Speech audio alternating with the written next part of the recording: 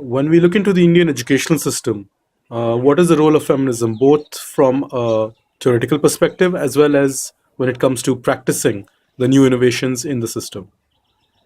Indian education system of the ancient times has to be understood with little more historical sensitivity, regional variations, religious and cultural diversities.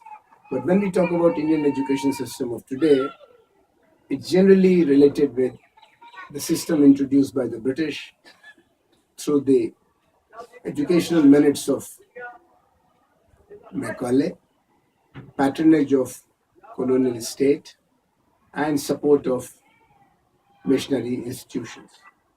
Here, education had three divides till independence.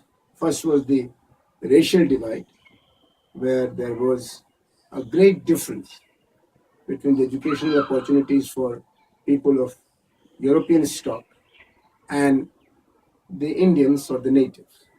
The second was rural urban divide, where the rural masses, which were nearly 95%, were left on their own to go by the traditional ways of learning and knowledge building.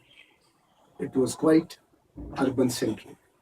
And the third gap was, of course, the togetherness of caste and gender, where people of the lower caste and women were not at all included in the discourse of education of the modern variety.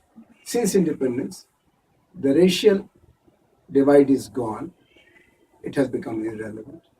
The rural urban still persists.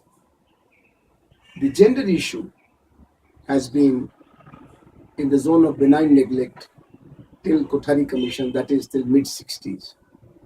Then came a period of patronizing women, where getting them educated in terms of 3 hours became the new social drive.